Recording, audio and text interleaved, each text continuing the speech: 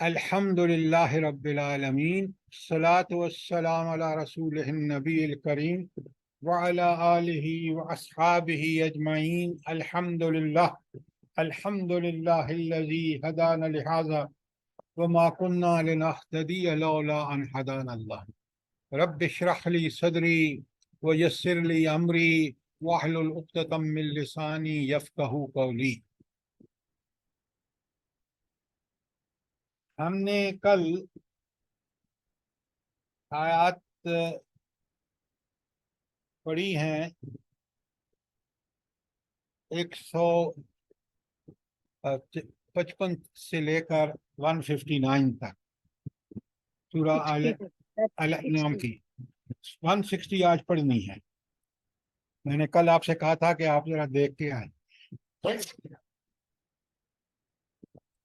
تو آیت 160 آپ پڑھتے ہیں، بڑے غور سے سنیے اور قرآن کو سمجھیے، سمجھ کر اس کو اپنی سوچ و فکر کا حصہ بنا کر اس پر عمل کیجئے، اور پھر اس کے جتنے بھی ثمرات اور برکات ہیں وہ آپ کو عمل کی شکل میں، علم اور عمل دونوں کی شکل میں نظر آئیں گے۔ پہلے علم ہوگا، اس کے بعد عمل ہوگا، تو انشاءاللہ آپ دیکھیں گے کہ اللہ کی یہ گائیڈنس، یہ کتاب جو انسان کے لیے رہنمائی ہے، ہدایت ہے، برکت اسی میں ہے۔ اس کو چھوڑ کر ذلتیں اور پستیاں مقدر ہو جاتی ہیں، کافروں کا دنیا اور آخرت دونوں برباد ہو جاتی ہے، اور نام و نہاد مسلمان جو صرف اس پر زبان سے بات کرتے ہیں، کہتے ہیں ہم ایمان لائے، عمل نہیں کرتے، ان کو بھی اللہ تعالیٰ دنیا میں کبھی عزت نہیں دیتا۔ کیوں؟ عمل سے جو ہے وہ ساری چیزیں وجود میں آتی ہیں۔ علامہ اقبال کہتے ہیں عمل سے زندگی بنتی ہے، جنت بھی جہنم بھی، تو لہٰذا جنت اور جہنم جو ہے وہ آپ کے عمل کی کا پروڈکٹ ہے۔ بسم اللہ الرحمن الرحیم۔ اب ایک بات جو ہے نا وہ مومن کو بالکل یقینی ہونی چاہیے، وہ کیا ہے کہ آخرت کو تو کوئی ٹال ہی نہیں سکتا۔ یہ آخرت قائم ہوگی، اللہ کا پکا سچا وعدہ ہے، اور اللہ کے وعدے کو کوئی ٹال نہیں سکتا، اور اللہ اپنے وعدے کی خود وعدہ خلافی ہرگز نہیں کرے گا۔ قرآن اس کو بڑا کیٹیگوریکلی بتاتا ہے، نمبر 1۔ نمبر 2، اس فیصلے کے اندر جب انسانوں کے دنیاوی اعمال کا فیصلہ ہوگا تو اللہ تعالیٰ نے یہاں اصول بتایا ہے 160 میں، بڑے غور سے سنیے۔ اللہ تعالیٰ فرماتے ہیں بسم اللہ الرحمن الرحیم، من جاء بالحسنہ، جو کوئی نیکی کما کے لائے گا یا جو کوئی نیکی کرے گا، فَلَهُ عَشْرُ أَمْثَالِهَا، اس کے لیے اس 10 گنا اجر ہے۔ ایک نیکی کا جو اجر ہے اگر وہ انسان کرے گا تو اس کا 10 گنا اللہ تعالیٰ اپنے فضل و کرم سے اس کو دے گا۔ یہ تو ہو گیا نیکی کا۔ اب برائی کا کیا ہوگا، آگے سنیں۔ وَمَنْ جَاءَ بِالسَّيِّئَةِ، اور جو بدی کرے گا، فَلَا يُجْزَى إِلَّا مِثْلَهَا، تو اس کو اسی کے برابر سزا دی جائے گی۔ یہ ہے رب رحیم اور کریم ہے کہ نیکی کا اجر کتنا ملے گا، 10 گنا، اور برائی کی کتنی سزا ملے گی، 1 کے برابر۔ اور اس لیے کہ اللہ تعالیٰ فرماتے ہیں، ہاں آگے، وَهُمْ لَا يُظْلَمُونَ، اور ان پر ذرا برابر ظلم نہیں کیا جائے گا۔ کیا مطلب ہے؟ نیکی کا 10 گنا اجر اور برائی کا اتنا ہی جتنا برائی وہ اس کو مل کے رہے گا، اس میں کوئی کمی بیشی نہیں ہونے کی۔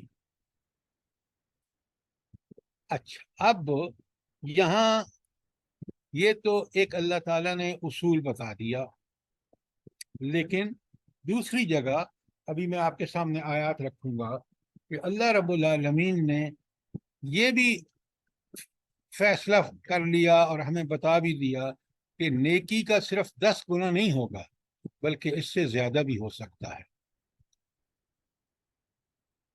یہ آپ خود سمجھ سکتے ہیں، آپ کی جیب میں ہزاروں روپے ہیں، آپ چلتے چلتے ایک آدمی کو 1 روپیہ دے دیتے ہیں، آپ نے نیکی کی یقیناً.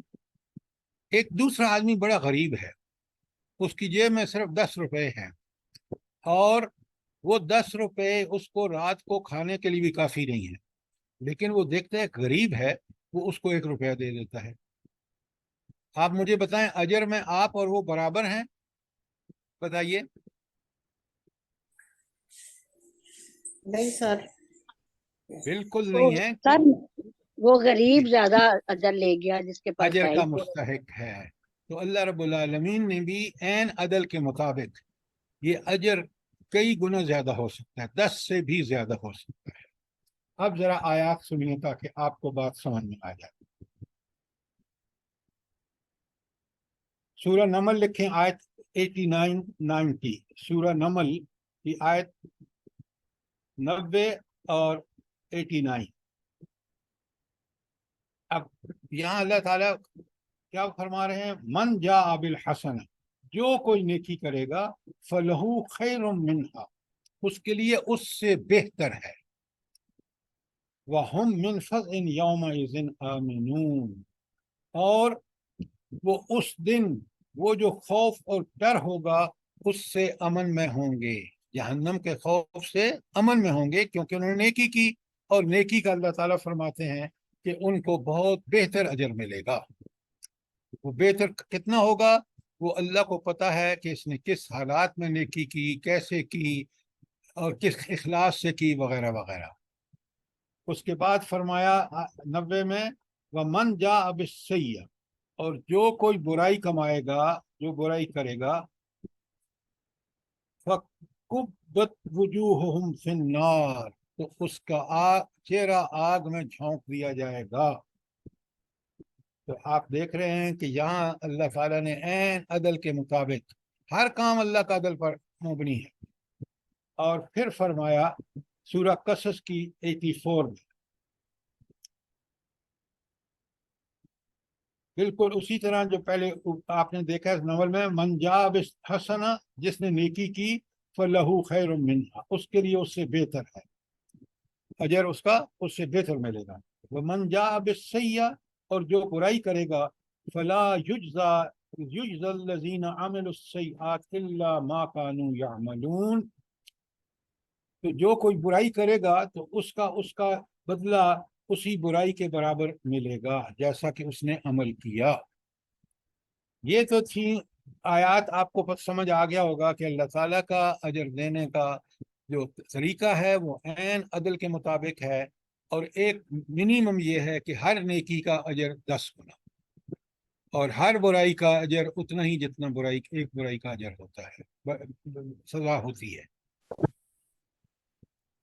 بخاری کی حدیث سنیے, جب ایک بندہ مسلمان ہو جائے اور اس کا اسلام عمدہ, یعنی یقین و خلوص کے ساتھ وہ ایمان لے آیا, برائیاں چھوڑ دی, اسلام پر عمل کرنا شروع کر دیا, تو اللہ اس کے گناہ کو جو اس نے اسلام لانے سے پہلے کیا معاف فرما دیتا ہے.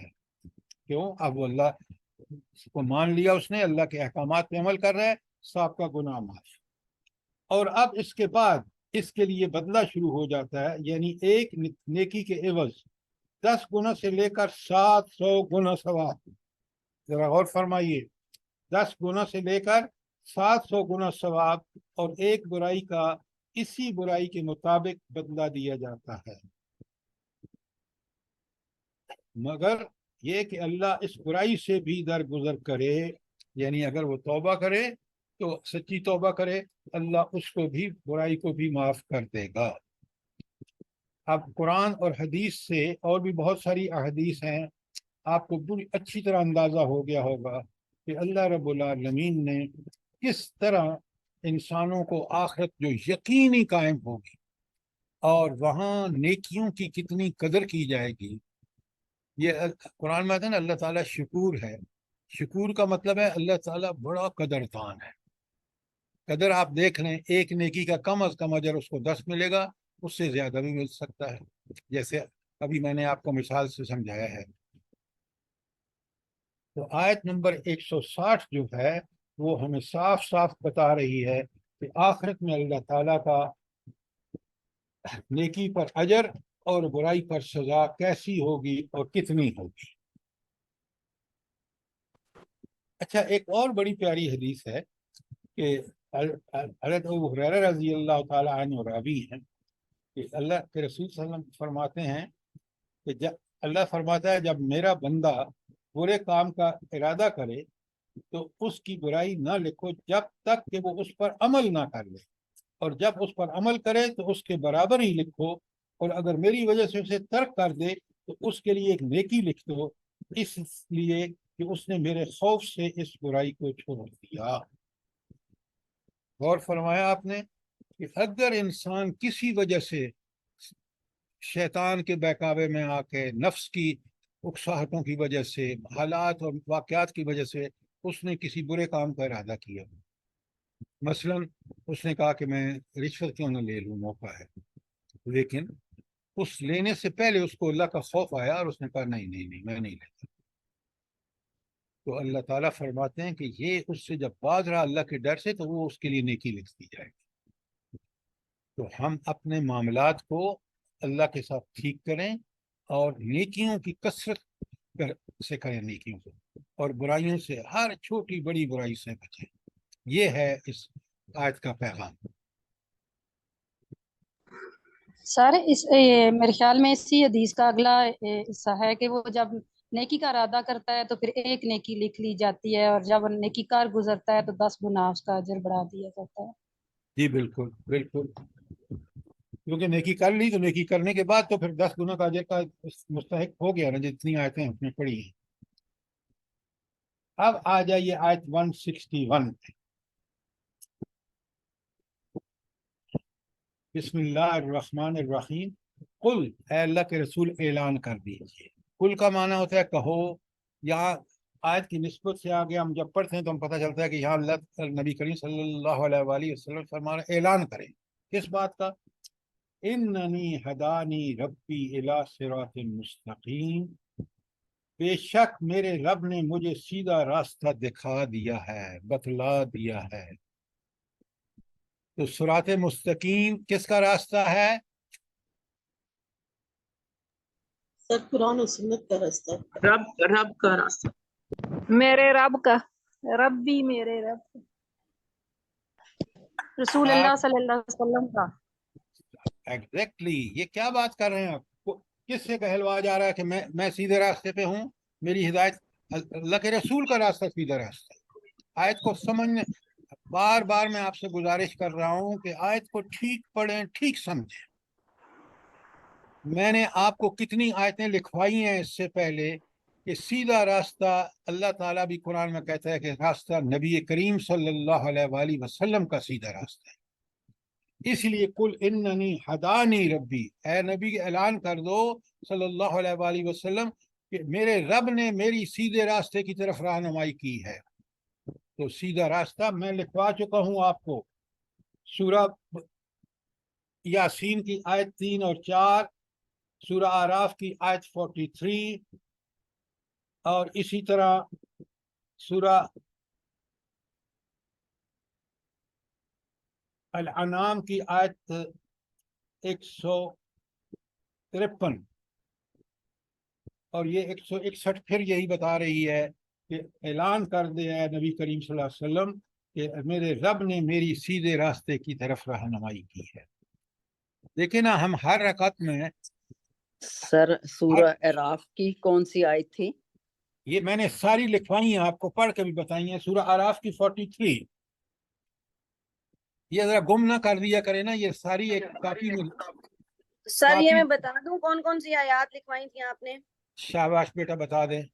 شورا 52، انعام 161، حج 67، مومنون 73، یاسین 3 اور 4، سورہ نور 54۔ جزاک اللہ، جزاک اللہ۔ یہ ہوئی نا بات۔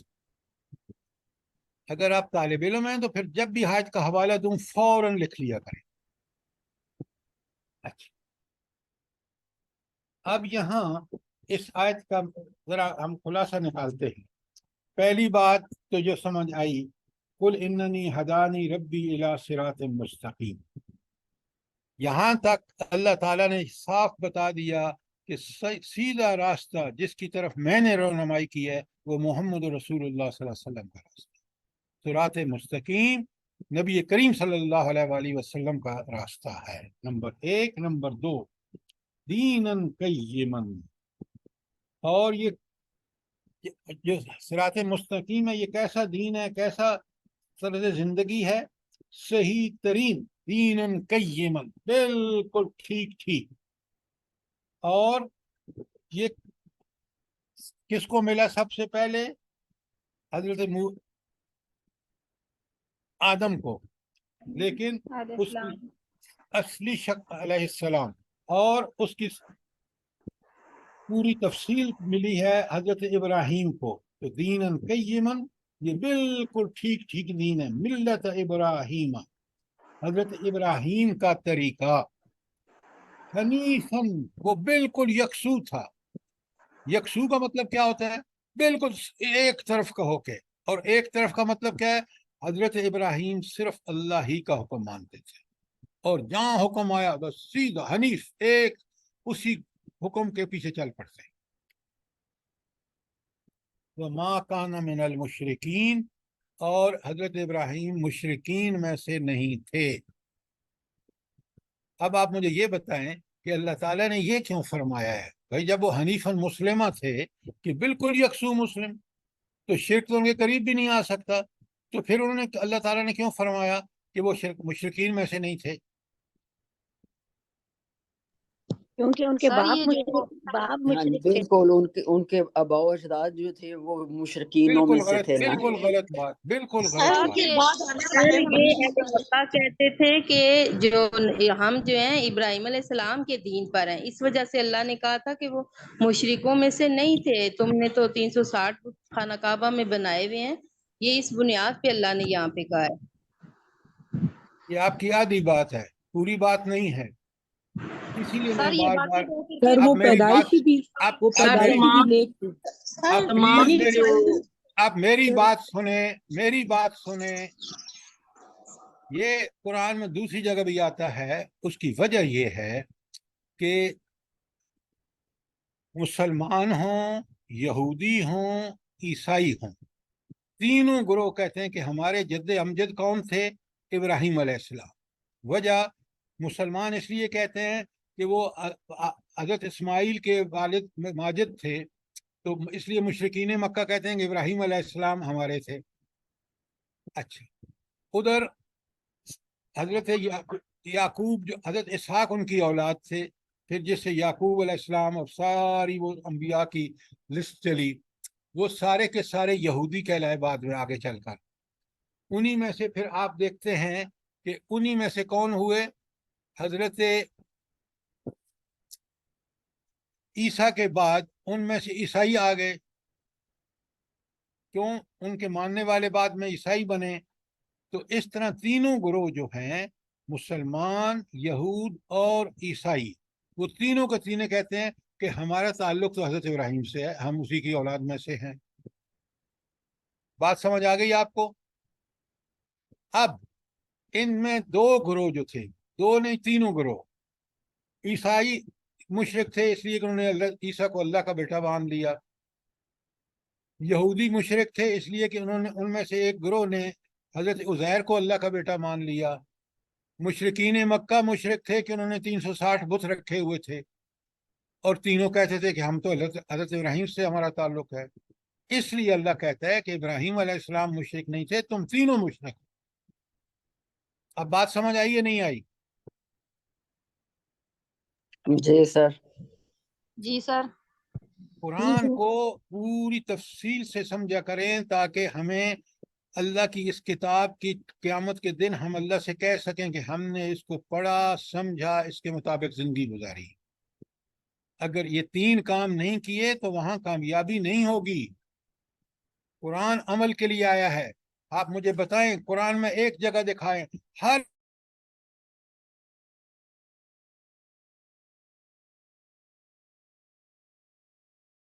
عمل ایسا کیا جیسا قرآن نے کریم صلی اللہ علیہ وسلم نے کر کے دکھایا ہے، پھر کامیاب ہوگا، پھر جنت ملے گی۔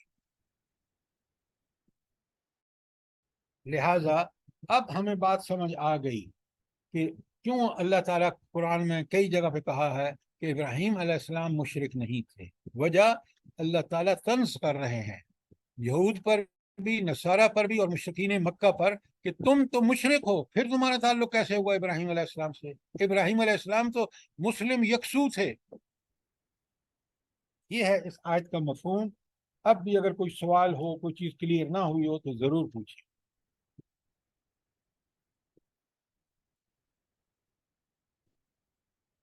अब आ जाइए सर बात ये वन। जो मैं कुछ पूछ सकूं, ये जो है ये यहूद और नसारा मानते तो थे, लेकिन ये फिर हजरत इब्राहिम को, जैसे आप कह रहे हैं कि ये वो मानते थे, तो लेकिन ये बोले बोले ईमान फिर जल्दी करें।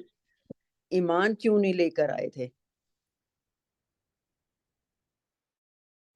अच्छा, अब चलते हैं आयत 162 पर। एक एक आयत नमूना है। काश हम इसको समझें कि अल्लाह की किताब कितनी शानदार किताब है। सर आप जरा आवाज रुक इसको रुक के आ देखिए। रही है हाँ आपकी। बता आवाज दिया कट रही है। जी। क्या आवाज आपकी कट रही आवाज है। भी नहीं आ कट के आ मेरी रही है। आवाज कट रही है? बाद सर लफ्ज जो है वो नहीं समझ चलो आते, यही होगा बंद फिर। हो जाती है आवाज। आवाज बिल्कुल अच्छा, ठीक है, ये लोगों की तरफ सिग्नल का कोई इशू। बिल्कुल। हाँ जी ठीक है, हमें सही आ रही है, इनको प्रॉब्लम सर होगा, कोई आपकी नेट आवाज नहीं। ठीक है। अच्छा, अब सुने जरा अगली ये फिर अल्लाह ऐलान करा रहे हैं किससे? नबी करीम से। कुल ए नबी करीम सल्लम फरमा दीजिए व नुसुकी, बेशक मेरी नमाज, व नुसुकी मेरी कुर्बानी, व महया और मेरी जिंदगी, व ममाती और मेरी मौत, लिल्लाहि रब्बिल आलमीन। ये चारों चीजें किसके लिए हैं? अल्लाह रब्बुल आलमीन के लिए। चार चीजें कौन सी हैं? मेरी नमाज हो, मेरी कुर्बानी हो, मेरी मौत का कोई मामला हो, कोई जिंदगी का मामला हो, ये सारे जो हैं ये उस रब्बुल आलमीन की तरफ से है। लिहाजा मैं जिंदगी में कोई भी अमल करूं वो किसके लिए होना चाहिए? लिल्लाह, रब्बुल अल्लाह के लिए। आलमीन के लिए। अल्लाह ताला के। खालिस खालिस अल्लाह ताला के लिए। अमल किसी और मकसद के लिए नहीं, अल्लाह कबूल नहीं करेगा। ये बात बड़ी पल्ले बांध दीजिए। हम जब भी कोई अमल करें, नमाज पढ़ें, रोजा रखें, हज करें, कोई नेकी करें, छोटी से छोटी या बड़ी से बड़ी, उसमें असल मकसद हमारा सिर्फ और सिर्फ अल्लाह को राजी करना हो। वो काम हम सिर्फ अल्लाह के हुक्म के लिए करें। अगर कोई और मकसद होगा तो वो अमल ज़ाया हो जाएगा। मैं आपको एक हदीस का खुलासा सुनाता हूँ। क़यामत के दिन अल्लाह ताला के सामने एक शहीद पेश किया जाएगा। तो अल्लाह ताला फरमाएगा, भाई हम तुमने क्या किया? वो कहेगा, मैंने दुनिया में तो आपके नाम को बुलंद करने के लिए अपनी जान कुर्बान कर दी। अल्लाह ताला फरमाएंगा, नहीं, वो तो वाकिफ थे ना अल्लाह ताला हर नियत से। तो अल्लाह ताला फरमाएंगे, नहीं, तूने तो ये सब कुछ इसलिए कि तो लोग तुझे बहादुर कहें कि तू बड़ा दलेर और बहादुर इंसान है। जब वो मकसद था तो जाओ, अब तुम्हें अजर नहीं मिलेगा। एक आलम को बुलाया जाएगा, वो कहेगा मैंने सारी जिंदगी तेरे दीन की तबलीग की।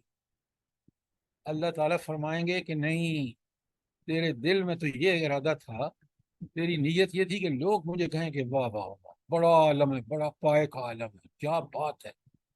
वो तुम्हें वाह वाह मिल गई, लिहाजा अब चलो जहन्नम में।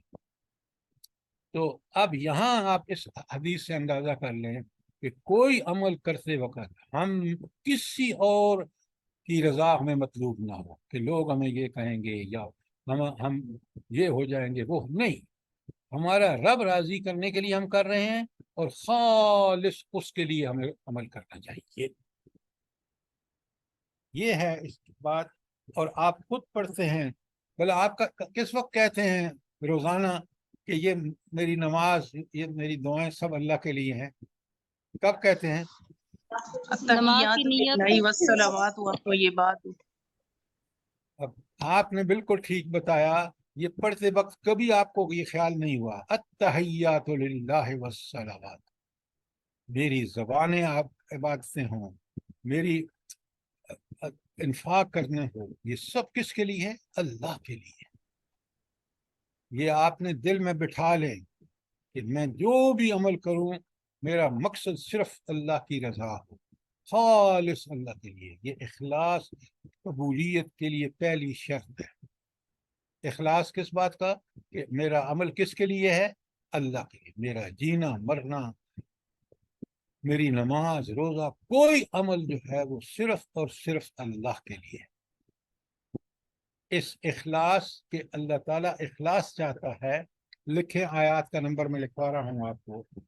صرف سورہ زمر میں آیت نمبر 2، سورہ زمر آیت 2، 11 اور 14، 3 آیتوں میں بار بار اللہ کہتا ہے کہ اللہ پورے اخلاص سے عمل اللہ کے لیے کرو، پورے اخلاص سے. کوئی کام کس کے لیے کرو؟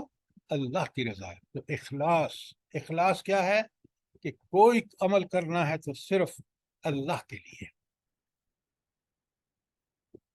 اسی طرح اور لکھیں سورہ اعراف کی آیت 29،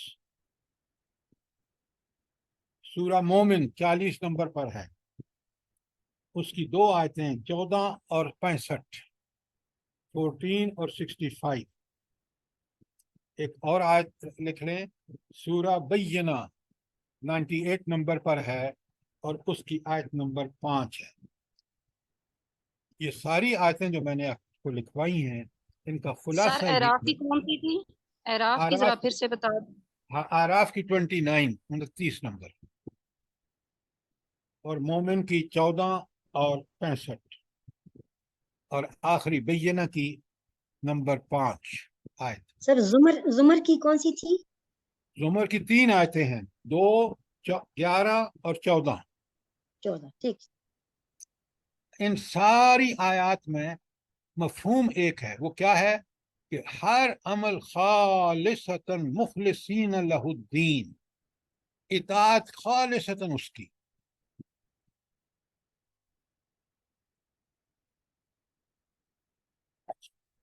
اب یہ تھی آیت 162. کوئی سوال، کوئی چیز کلیئر نہ ہوئی ہو تو پوچھے. السلام علیکم سر. وعلیکم. سر یہ جو ابھی آپ نے آیت پڑھی ہے بہت ہی زبردست ہے. ویسے تو قرآن کی ہر آیت ہی زبردست ہے. سر اس کا جو پریکٹیکل نمونہ ہے یہ کچھ لوگ کہتے ہیں نا کہ اس دور میں یہ ممکن نہیں ہے قرآن کی ہر آیت پر عمل کرنا 100%. لیکن میں یہ سمجھتی ہوں کہ منور حسن صاحب مرحوم نے یہ آیت ہر وقت پڑھتے بھی تھے اور یہ اس کا بہترین نمونہ بھی تھے. تو اسی دنیا کے وہ انسان تھے. یہ ایسی بات آپ کر رہے ہیں. میں سید منور حسن کو میں کراچی میں پڑھ رہا تھا، پھر NED میں پڑھا رہا تھا. وہ میرے ناظم بھی تھے، میں ان کو ذاتی طور پر جانتا ہوں. ایسے درویش دنیا کم دیکھے گی، اور حق بات کہنے کا جو ملکہ ان کو تھا، جو اللہ کے لیے جو حق بات وہ کہتے تھے، وہ نمونہ تھی. بات یہ ہے، ایک بات یاد رکھیں، اللہ تعالیٰ نے بندے سے وہ مطالبہ کبھی بھی نہیں کیا جو انسان کے اندر اس نے استطاعت نہ رکھی ہو وہ کرنے کی. لَقَدْ خَلَقْنَا الْإِنسَانَ فِي أَحْسَنِ تَقْوِيمٍ، بہترین ساخت پر وہ سارے کام کر سکتا ہے. اللہ جس کا حکم دیا ہے ان میں کوئی ایسا کام نہیں ہے جو نہ کر سکتا. ہاں، اگر اس کے اندر عزم، حوصلہ، ایمان، قرآن سے تعلق ہو تو وہ یہ سارے کام کر سکتا ہے.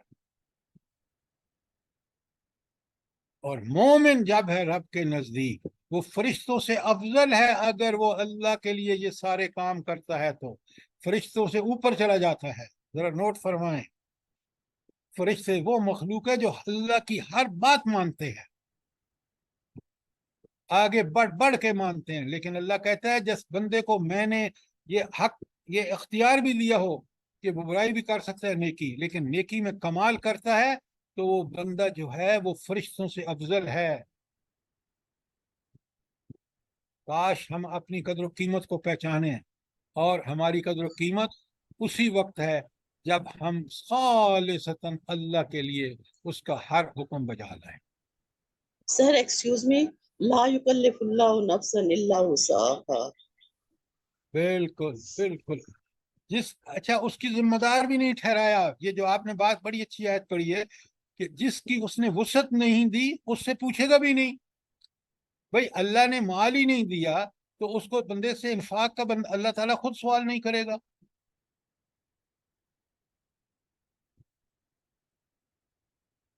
آگے اب چلیں، اگر یہ بات کلیئر ہے تو آیت نمبر.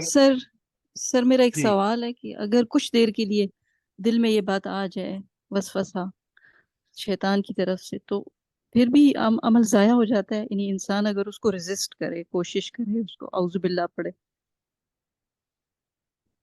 یہ بات یہ ہے ڈاکٹر صاحبہ کہ جب انسان کو اچھے خیال بھی آئیں گے برے بھی آئیں گے.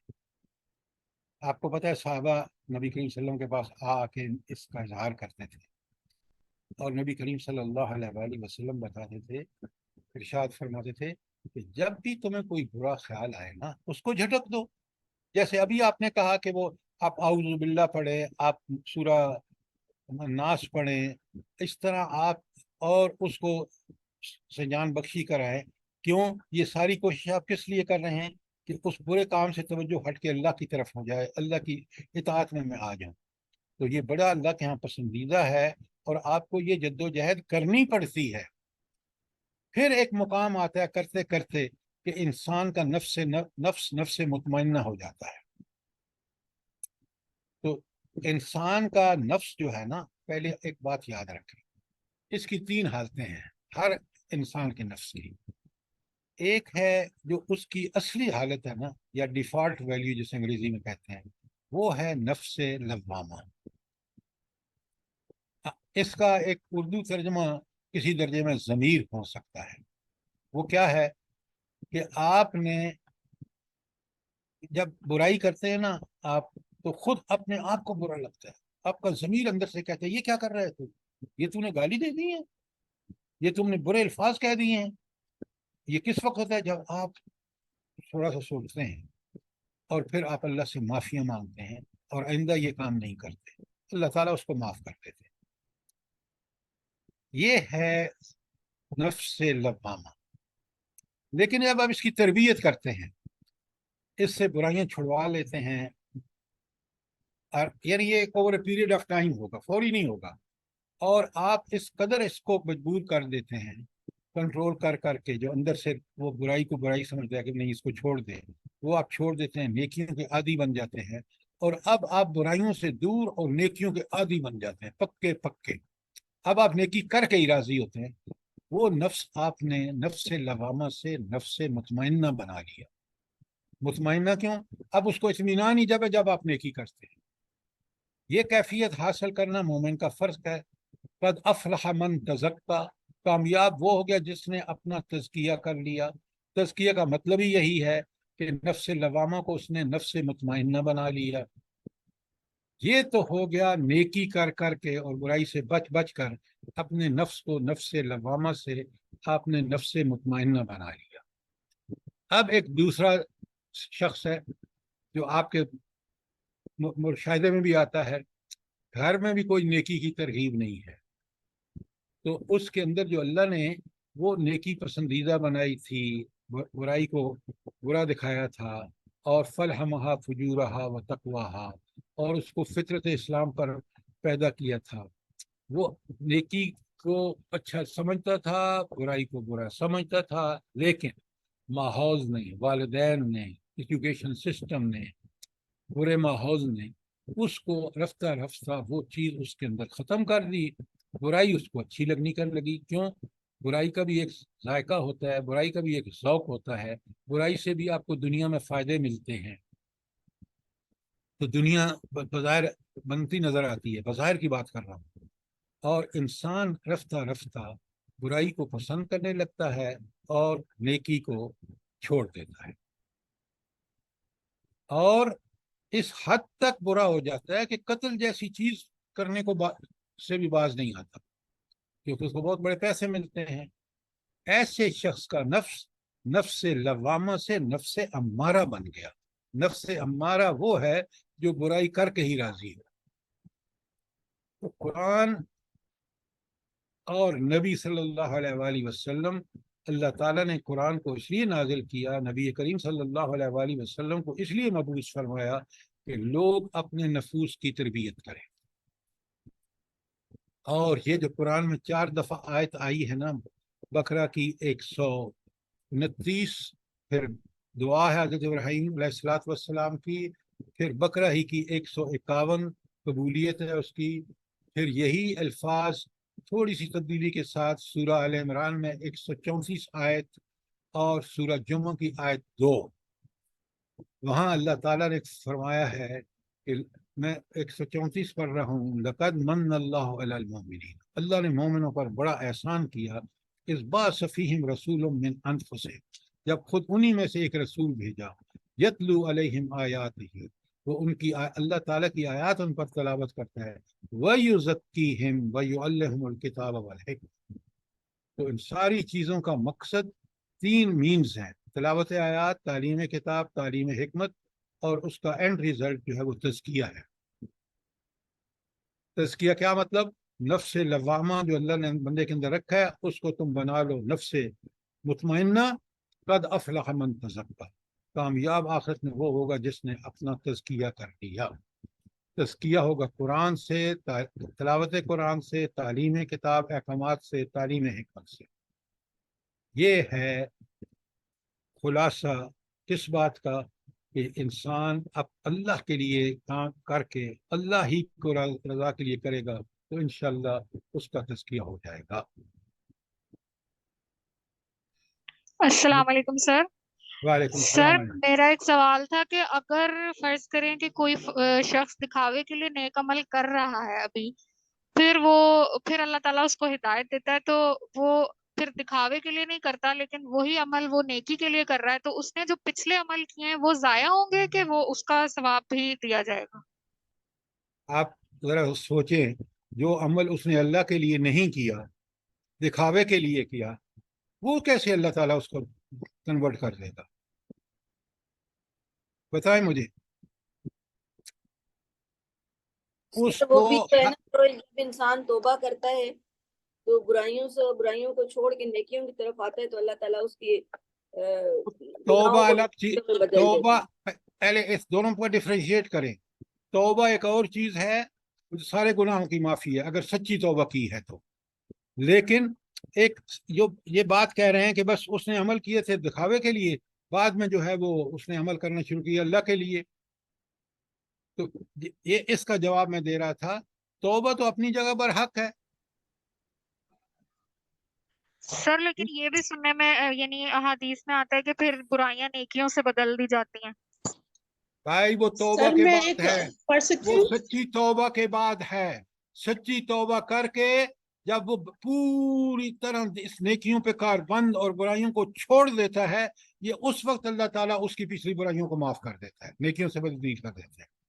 سر سورہ فرقان کی آیت نمبر 70 ہے، الا من تاب وآمن وعمل عملا صالحا فاولئک یبدل اللہ سیئاتہم حسنات وکان اللہ غفورا رحیما. آپ اس پہ 2 لفظوں کو کیوں نہیں پکڑتے؟ الا من تابا، پہلے توبہ کرے، سچی توبہ کرے، شرمندہ ہو کے چھوڑ دے. جی عمل صالحا، پھر نیک عمل کرے. 2 شرائط پوری کرے گا تو پھر یہ آگے مسئلہ حل ہوگا جو آپ پڑھ رہے ہیں یہاں پہ آگے. توبہ یہ نہیں جو آج ہم روز توبہ کر کے پھر وہی کام کرنا شروع کر دیتے ہیں. توبہ کی شرائط ہیں باقاعدہ. یہ شرط ہے کہ توبہ کر کے پھر اصلاح بھی کرے اپنی.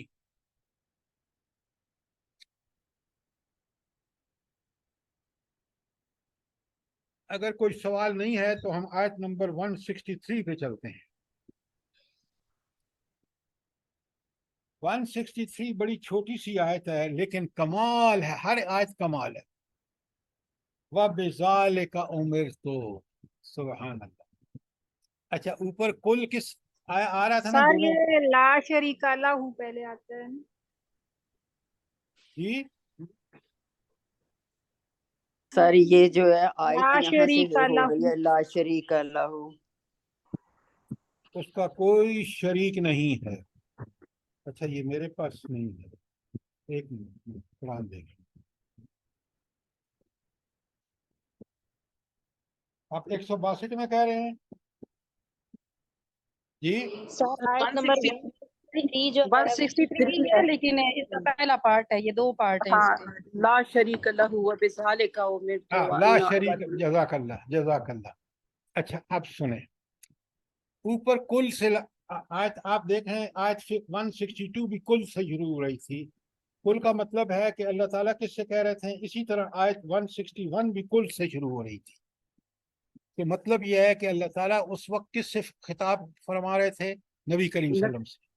اور آپ نبی کریم صلی اللہ کے تھرو ہمیں یہ دونوں چیزیں جو تھیں 161 اور 162 میں، وہ ساری انسانیت کو بتائی جا رہی. اب اللہ کے نبی خود کہتے ہیں لا شریک لہ، اس کا کوئی شریک نہیں، نہ اس کی ذات میں، نہ اس کی صفات میں، نہ اس کے حقوق میں، منفرد اور اکیلا ہے. وَبِذَالِكَ أُمِرْتُ، اور اسی کا مجھے حکم دیا گیا ہے. کس کا؟ توحید کا، رد شرک کا. وَأَنَا أَوَّلُ الْمُسْلِمِينَ، میں سب سے پہلا فرما بردار ہوں. کوئی اور عمل کرے یا نہ کرے، مجھے حکم ہے کہ وحی کی اتباع کرو.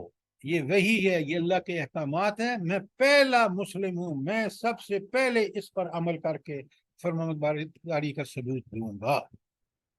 یہ ہے نبی، اور نبی کے فالوور کو بھی بالکل یہی کرنا چاہیے کہ اللہ کے احکامات کی ترجیح اول. دیکھا آپ نے کہ کتنا بڑا پیغام ہے آیت 160 میں.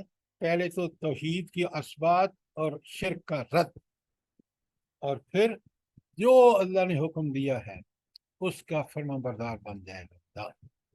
نبی وہ پہلا شخص ہوتا ہے زمین پر جو اللہ کا حکم کی تابعداری کرنے میں سب سے پہل کرتا ہے. کوئی سوال، کوئی چیز کلیئر نہ ہوئی ہو؟ اب اگلی آیت 164 دیکھیں. کل، اے اللہ کے رسول انہیں بتا دو، اعلان کر دو. کس بات کا؟ غیر اللہ ابغی ربم، کیا میں اللہ تعالیٰ کے سوا کوئی رب تلاش کروں؟ اللہ تعالیٰ کے سوا رب تلاش کرنے کا مطلب کیا ہے؟ ذرا مجھے سمجھائیں. دیکھیں نا، یہ بڑا اہم سوال ہے جو اللہ نے اٹھایا. کیا میں اللہ تعالیٰ کو چھوڑ کر کوئی اور رب تلاش کروں؟ رب کا مطلب کیا ہے؟ یہ ہے وہ اصل چیز جو ہمیں سمجھنی چاہیے. رب کے چار معنی ہیں، چاروں یہاں موجود ہے. کفیل، جو ہماری ساری ضرورتیں پوری کرتا ہے، کھانا پینا، رہنا سہنا، ہدایت، سب کچھ. نمبر 2، رب کا معنی مالک اور آقا. ضروریات اس لیے پوری کرتا ہے نا، وہ ہمارا آقا اور مالک ہے. نمبر 3، صاحب اختیار ہستی، جس کے پاس پورا ٹوٹل کنٹرول ہوتا ہے. یہ سارے رب کے معنی ہیں.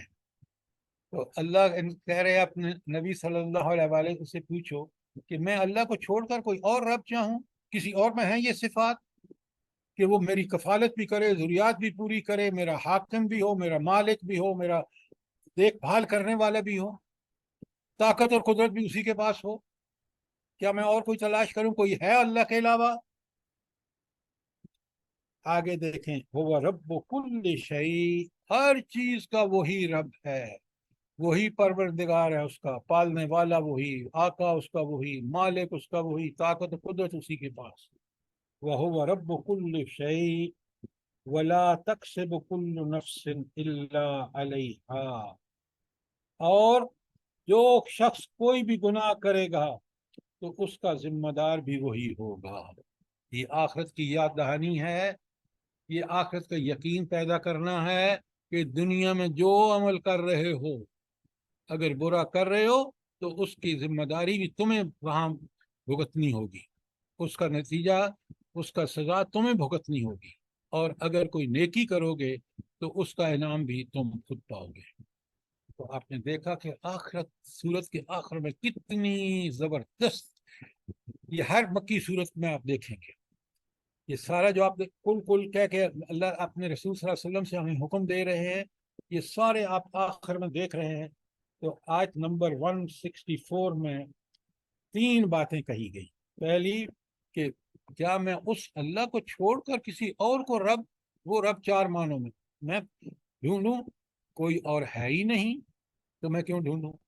नंबर 2, वो सिर्फ मेरा रब नहीं है, वह हुआ रब कुल्ल शई, हर चीज कायनात की आप गिन भी नहीं सकते कि कितनी चीजें हैं, और उन पर कुछ सारों का रब, निगहबान, निगरान, वो उनका कफील, उनका मालिक, उनका हाकिम, सब कुछ वही है।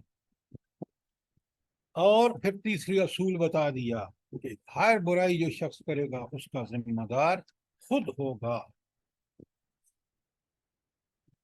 और फिर आगे 164 में फिर कहा वला ताज़िरु वाज़िरतुन विज़रा उख़रा, और कोई एक दूसरे का बोझ नहीं उठाएगा।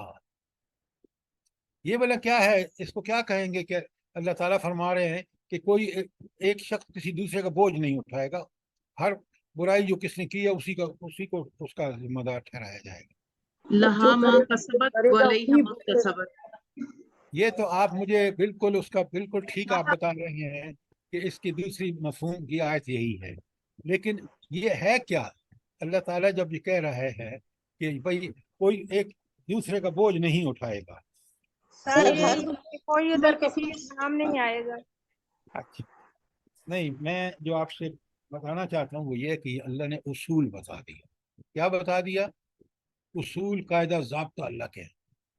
जो गुनाह मैंने किया है मैं पकड़ा जाऊंगा। हाँ, अगर उस गुनाह में कोई किसी और ने मुझे तरगीब दी है, मेरे वालिदैन ने मुझे नहीं सिखाया, नाउजुबिल्ला, या मेरे टीचरों ने मुझे मेरी गलत तरबियत की है, वो भी पकड़े जाएंगे। लेकिन गुनाह वही, जिसने गुनाह किया है वो पहला जिम्मेदार वही हो। और कोई जो पीर, फकीर, बुत, कब्र वाला, किसी की कोई जिम्मेदारी नहीं ले सकता। ला ताज़िरु वाज़िरतुन विज़रा उख़रा, ये लिखें, ये अल्फाज और कहाँ आए हैं, लिखें आयतों में। ये उसूल अल्लाह ने खोल के बयान किया है। सूरह फातिर की आयत 18, सूरह फातिर आयत 18, सूरह बनी इसराइल आयत 15, सूरह जुमर आयत 7।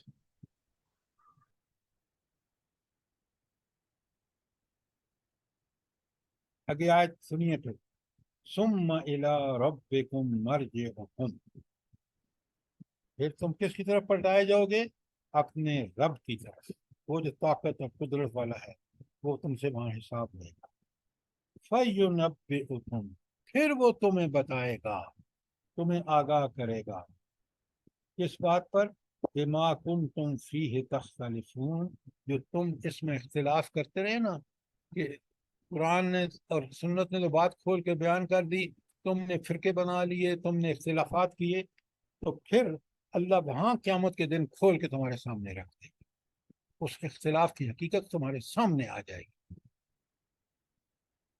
अच्छा, एक बात बताएं, जरा ये नोट किया करें, आयत 160 जी,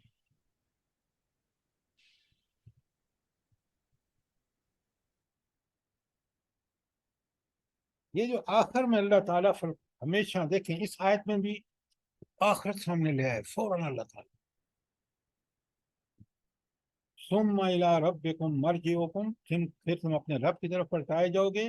फयुनब्बिउकुम बिमा कुंतुम फीहि तख्तलिफून, और फिर अल्लाह तुम्हें बताएंगे कि जो दुनिया में तुम खिलाफ हकीकत बातें करते रहे हो, जो इख्तिलाफ करते रहे।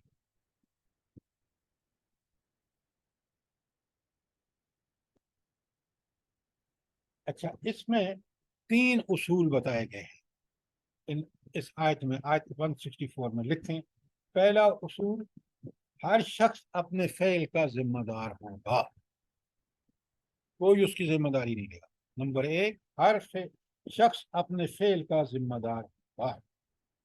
नंबर दो, एक शख्स के फेल की जिम्मेदारी दूसरे पर नहीं डाली जा सकती।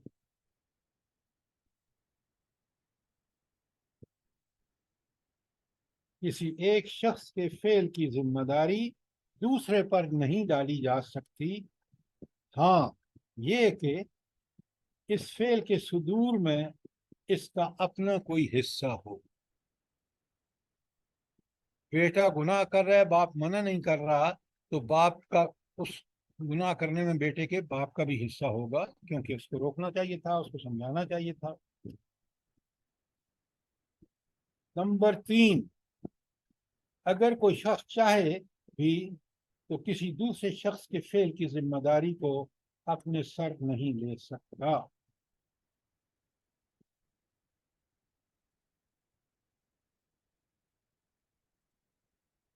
और आखिरी बात, सुम्मा इला रब्बिकुम मरजिउकुम, जरूरी बात, आखिरत की याद दहानी, आखिरत का यकीन पैदा करने के लिए क्या, कि तुम्हें पलट के अपने रब के हुजूर हाजिर होना है। अच्छा, आखिरी आयत आ गई है 165 सूरा अनआम की, ये आखिरी आयत है, बड़ा गौर से सर ये सुनिए। चौथा क्या बताया था? सुम्मा इला रब्बिकुम मरजिउकुम, फिर तुम्हें पलट के अपने रब के हुजूर हाजिर होना है हिसाब के लिए। सर प्लीज एक सवाल है, ये जो हम लोगों को खुशियों पे, शादियों पे, मेहंदियों पे, ढोलकियों पे जो इनवाइट करते हैं और हम चले जाते हैं, तो इसमें वो तो बरी जिम्मा है, क्योंकि उन्होंने तो बुलाया है, मगर हम चले गए तो इसके जिम्मेवार तो हम खुद ही हैं ना। भाई आप वहां जब सब कुछ हो रहा है, वहां बैठे हुए हैं, अल्लाह तो कहता है कि जहां अल्लाह का मजाक उड़ाया जा रहा हो वहां बैठो भी नहीं। आप उसमें पार्टिसिपेट कर रहे हैं तो जिम्मेदार नहीं है तो क्या है आप? कौन सी मजबूरी है आपको वहां बैठने की? अगर अल्लाह का हुक्म पसंद है, अल्लाह की रजा पसंद है, उठ के चले आए वहां से। बेशक, अल्लाह जज़ाकल्लाह। अब जरा आयत 165 बड़े गौर से सुनिए, बड़ी पूरा कूजे में दरिया बंद कर दिया था। हुवल्लज़ी जअलकुम खलाइफल अर्ज़, अल्लाह ताला वो हस्ती है जिसने तुम्हें जमीन में अपना खलीफा बनाया। अल्लाह ने क्या बनाया? हमें खलीफा बनाया है। खलीफा, ये खलीफा कौन होता है? नाइब, जो नायब क्या सेक्रेटरी के होता है? तौर पर, यानी अल्लाह कि जो की उसको अल्लाह के अल्लाह मतहत की होता है। डाली हुई जिम्मेदारी, अल्लाह ने जो जिम्मेदारियां हम पर डाली हैं, हम उनको पूरा करें जमीन पर उतर के। कुछ इख्तियारात के साथ अल्लाह ताला ने हमें जो जिम्मेदारी दी है उनको पूरा करना, कुछ इख्तियारात अल्लाह ताला ने हमें दी। अब बात बड़े गौर से सुने, ये आप आधी बात कर रहे हैं। अल्लाह ताला ने जब हमें खलीफा बनाया ना जमीन पर, उसने सबसे पहले हमें वो सारी सलाहियतें, सारे जराए वसाइल, वो सब कुछ दिया जो वो जिम्मेदारियां हमारे जिम्मे लगाना चाहता था और उनको पूरा करने के लिए ज़रूरी थी। जराए वसाइल, सलाहियतें, सब कुछ दिया। तो खलीफा होता ही वो है जिसको पहले आप वो सारे जराए असबाब वसाइल देकर फिर उसको कहते हैं ये वसाइल है और ये है तुम्हारी जिम्मेदारियां। तो दो चीजें उसको दी जाती हैं, एक उसको उन जिम्मेदारियों को पूरा करने के लिए जितनी भी जरूरियात होती हैं वो उसको पहले दी जाती हैं, फिर उसको बताया जाता है कि अब ये तुम्हें मिल गया सब, अब ये है तुम्हारी जिम्मेदारी। तो रब्बुल आलमीन का जब हम खलीफा कहते हैं तो रब्बुल आलमीन ने सबसे पहले हमें बेहतरीन साख पे पैदा किया। देखें आप, जिस्म देखें, सोच देखें, फिक्र देखें, दिल देखें, زمین کی ہر چیز کو تابع کر دیا، ہوائیں، پانی، بارش، زمین. تو یہ تھا اللہ کا خلیفہ بنانا، کہ رب العالمین نے ہمیں وہ سب کچھ دے کر پھر کہا کہ یہ ہے تمہاری ذمہ داری. اور ذمہ داریوں کا تعین جو ہے وہ جس قدر اللہ تعالیٰ نے ہمیں فضائل دیے ہیں. ایک وزیر اعظم کی ذمہ داری بہت زیادہ ہے، وہ بہت بڑا نائب ہے، اور ایک جو پی این ہے وہ بھی اللہ کا نائب ہے، اس لیے کہ اس کو بھی اللہ نے کچھ تھوڑے بہت وسائل دیے ہیں اور پھر اس کو اسی کے مطابق ذمہ داریاں ہیں. فوج کا کمانڈر ان چیف جو ہے وہ اس کی بہت بڑی ذمہ داری ہے. کیوں؟ اللہ نے اس کو بہت کچھ دیا ہے. تو لہٰذا کیسی پیاری بات اللہ نے کہی ہے کہ هو الذی جعلکم خلائف الارض ورفع فوق بعضکم فوق بعض درجات. اور پھر اس کے ساتھ کیا کیا؟ اس نے تم میں سے کچھ پر درجات دے دیے، فضیلتیں دے دی. کسی کو بنا دیا صاحب اور کسی کو کلرک بنا دیا، کسی کو چپڑاسی بنا دیا. آپ گھر کی مالکن ہیں اور کسی کو آپ کی ماسی آپ کے گھر میں کام کرتی ہے، تو درجات ہوئے، مختلف نہیں ہوئے. یہ بھی اللہ کی حکمت تھی. کوئی کام اس کا اللہ کا حکمت سے خالی نہیں ہے، تاکہ لوگ ایک دوسرے کا کام کر سکیں اور ضروریات کے مطابق کام آ سکے. خلیفہ بھی ہمیں سمجھ آ گیا، اور بعض پر درجے بھی سمجھ آ گئے. اور پھر فرمایا آگے کمال کی بات، کوزے میں دریا، لِيَبْلُوَكُمْ فِي مَا آتَاكُمْ. 3 الفاظ، لِيَبْلُوَكُمْ تاکہ تمہیں آزمائے، فی ما آتاکم جو کچھ تمہیں دیا ہے. کیا دیا انسان کو اللہ نے؟ مال، دولت، اولاد، کوٹھیاں، کاریں، مربے وغیرہ وغیرہ، سب دیکھتے جائیں، عہدے، پتہ نہیں کیا کیا. کسی کو کچھ دیا، کسی کو نہیں دیا. یہ سارا فی ما آتاکم، یہ تمہاری آزمائش ہے. اور آتاکم میں اس نے تمہیں دیا ہے، یہ تم کہیں ماں کے پیٹ سے نہیں لے کے آئے تھے وزیر اعظم شپ. یہ کمانڈر ان چیف شپ جو تمہیں اللہ نے دی ہے. کیوں دی ہے؟ فی ما آتاکم تاکہ تمہیں آزمائے. اگر نعوذ باللہ میں یہ سمجھنا شروع کر دوں کہ یہ ڈگری جو لی ہے نا یہ میرا اپنا کمال ہے، اس سے بڑی کوئی جہالت نہیں ہے. میرے اللہ نے مجھے سوچ، فکر، ذہن، صلاحیتیں دیں، اس کی بنیاد پر میں نے یہ ڈگری، اللہ نے میرے مقدر لکھی تھی، میں نے یہ ڈگری اللہ کے فضل سے مجھے مل گئی. اب میں نے اس ڈگری کے ذریعے اللہ کی مخلوق، اللہ کی خدمت کرنی ہے. اگر یہ میرا مطمع نظر ہے کہ یہ امانت ہے، یہ مجھے ملی ہے، اس کا میں نے حساب دینا ہے، اس کے مطابق میں نے زندگی گزاری، تو اللہ کو میں کیا پاؤں گا؟ آگے دیکھیں الفاظ ہیں. اللہ کون ہے؟ ان ربک سریع العقاب. اللہ تیرا رب عذاب دینے میں بھی بڑی جلدی کرتا ہے. وَإِنَّهُ لَغَفُورٌ رَحِيمٌ، اور بے شک وہ بخشنے والا بھی اور رحم کرنے والا ہے. 2 متضاد اللہ تعالیٰ کی صفات. ایک صفت اپلائی ہوگی جنہوں نے جو کچھ اللہ نے دیا اس کا مس یوز کیا ہوگا، ان کے لیے اللہ سریع العقاب ہے. اور جنہوں نے اللہ کی دی ہوئی نعمت کا حق ادا کیا، شکر کے ساتھ اس کو اس طرح استعمال کیا جس طرح اللہ نے بتایا ہے، اللہ ان کے لیے غفور رحیم ہے. پوری دنیاوی زندگی کا خلاصہ جو ہے آیت 165 میں رکھ دیا. سب سے پہلے یاد رکھو جو تمہیں ملا ہے یہ اللہ کی عنایت ہے، یہ اس نے تمہیں دیا ہے، یہ اس کی تمہارے پاس امانت ہے. نمبر 2، تم نے اس کو، یہ تمہاری آزمائش ہے، اور جس اللہ سے تمہارا معاملہ ہے وہ اللہ کون ہے؟ وہ سریع العقاب بھی ہے. برائی کرو گے، توبہ نہیں کرو گے، برائیوں پہ ڈٹے رہو گے تو سریع العقاب. اور اگر تم نے اس کی نیک زندگی گزاری اس کے کہنے کے مطابق، غلطی ہو گئی، توبہ کر کے معافی مانگ لی، اللہ تمہارے لیے غفور الرحیم ہے. تو آپ دیکھیں کہ اینڈ کی آیت کتنی زبردست ہے. ساری آیتیں زبردست ہے، میں نہیں کہہ رہا کہ پہلی نہیں، لیکن یہاں انسان کو بالکل لا کے نا آخر میں باندھ دیا. اب اللہ تعالیٰ مجھے بھی اور آپ کو توفیق عطا فرمائے کہ ہم اس رب کے احکامات پر چلیں اور اسی کے کہنے پر زندگی گزاریں، اور ہر چیز جو اس نے دی ہے اس کو امانت سمجھیں. آمین ثم آمین. اتنی گہرائی سے سر ہم نے کبھی پڑھا ہی نہیں سر جس طرح آج پڑھا ہے، اور جس ہم کو ایک لرزہ سا لگ گیا کہ جب ہم اللہ سر کے آگے جی پیش ہوں گے تو کیا کہیں گے. سر جی یہ آیت نمبر 32 ہے سورہ زخرف کی، جو درجات کے اوپر اللہ نے اس کا جو جی ہے جی نا اس سے ریلیٹڈ ہے. پڑھ جی دوں جی میں سر؟ ہاں پڑھ دیں، شاباش پڑھ دیں. اہم یقسمون رحمت ربک نحن قسمنا بینہم معیشتہم فی الحیات الدنیا ورفعنا بعضهم فوق بعض درجات لیتخذ بعضهم بعضا سخریا ورحمت ربک خیر مما یجمعون. اچھا، جزاک اللہ، بہت عمدہ بہت عمدہ.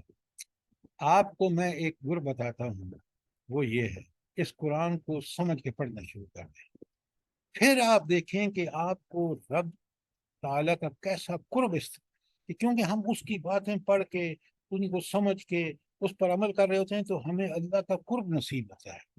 ہماری زندگی بالکل اطمینان، مصیبتیں تکلیفیں سب کچھ کیوں؟ یہ اسی کی طرف سے آئی ہیں.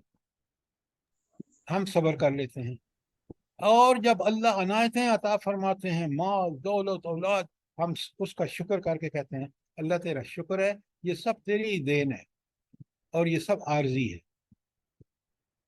دائمی کیا ہے؟ وہ آخر جہاں آپ کو فیصلے کے بعد جنت مل جائے گی. اللہ تعالی ہمیں اپنے ان اعمال کرنے کی توفیق دے. پھر آپ دیکھیں گے کہ وہاں کوئی پریشانی نہیں. یہ دنیا آزمائش ہے، یہ دنیا آپ نے دیکھا کہ جو کچھ دیا اللہ نے اس میں آزمائش ہے. اور اللہ کیا دیکھنا چاہتے ہیں کہ ان آزمائشوں میں ہم اسی کی طرف مڑتے ہیں، اسی سے دعائیں کرتے ہیں اور اسی کو سمجھتے ہیں کہ وہی ہمارا ملجا اور ماما ہے. اللہ تعالیٰ مجھے بھی اور آپ کو اس کی توفیق عطا فرمائے. جزاک اللہ سر. جزاک اللہ تعالیٰ اللہ آپ خیر کو سر. بہت جزائے خیر عطا فرمائے. جس طرح یہ آخری 3 رکوع اب ہم نے آپ سے سمجھیں، ہم نے بہت دفعہ پڑھا ہے پہلے، لیکن جتنی اب سمجھ آئی ہے پہلے نہیں آئی. تو اللہ ہمیں عمل کی توفیق دے اور اللہ تعالیٰ آپ کو بہت جزائے خیر عطا فرمائے. جزاکم اللہ. اللہ آپ سب کو اور مجھے بھی ان پر عمل کرنے کی توفیق عطا فرمائے. آمین آمین آمین ثم آمین. آمین. رب زدنی علما، ربنا تقبل منا انك انت السميع العليم وتب علينا انك انت التواب الرحيم. صلى الله تعالى على خير خلقه محمد صلى الله عليه وآله وسلم. سبحان ربك رب العزة عما يصفون والسلام على المرسلين والحمد لله رب العالمين. آپ سب کو مل جانا چاہیے جو کل ہم نے مضمون